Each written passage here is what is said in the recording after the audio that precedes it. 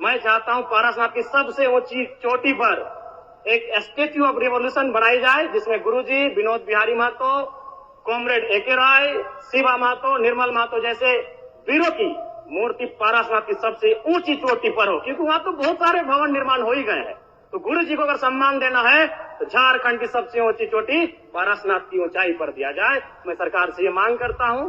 और चलते मानसून सत्र के दौरान हमारे बीच दिसम गुरु शिबू सोरेन, स्कूली शिक्षा मंत्री रामदास सोरेन, पूर्व राज्यपाल सत्यपाल मलिक, भारत पाक युद्ध के नायक group captain DK Parulkar, Prabhat Khabar तथा हिंदुस्तान के संपादक रहे पत्रकार हरिनारायण सिंह जी जैसे कई प्रसिद्ध जाने माने लोगों का निधन हुआ, उन्हें मैं श्रद्धांजलि अर्पित करता हूं।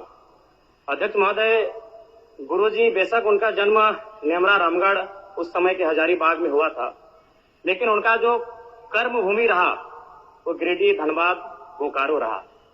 और गुरुजी को हम गुरुजी जो कहते हैं वो नाम भी हमारे विधानसभा टुंडी से मिला है, जो धनबाद का हिस्सा है। मेरी आयु बहुत कम है, गुरुजी को तो करीब से देखने का अवसर एक बार ही मिला था, जब 2019 का विधानसभा के चुनाव में टुंडी के प्रत्याशी मथुरा प्रसाद महतो के चुनाव प्रचार में उसी मंच में मुझे 2 शब्द रखने का अवसर मिला था। लेकिन उनके किस्से, उनकी कहानियों को सुनकर मैं पला बढ़ा हूं, क्योंकि मेरे पिताजी भी झारखंड आंदोलन के शहीद हैं, आंदोलनकारी रहे हैं। मेरे गांव में लगभग 1 दर्जन से ज्यादा मेरे चाचा हैं, जेठा हैं, जिनको आज भी आंदोलनकारी का पेंशन मिलता है। तो उनसे मैं लगातार गुरुजी, विनोद बिहारी महतो, कॉमरेड एके राय की कहानियों को सुना हूं। और आज भी हमारे गांव में एक कहावत प्रचलित है अध्यक्ष महोदय, उस समय 70-80 का दौर था जब गांव में रात्रि पाठशाला लगती थी। लोग एक कहते थे कि मीटिंग सुने ले चाले नोनुक माए, हमरा गांव में आवहत विनोद बाबू शिबू सोरेन एके राय।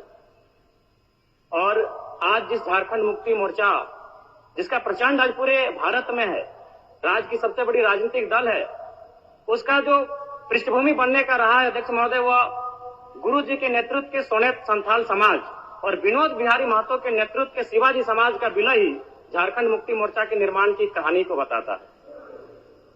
दिसम गुरु शिबू सोरेन ने उस कालखंड में आमजनों की आवाज बने, जब कोयलांचल में उद्योग हावी हो रहे थे, जब कोयलांचल में तमाम माफिया लोग हावी हो रहे थे, पारसनाथ की तराई में महाजनी प्रथा हावी हो रहा था।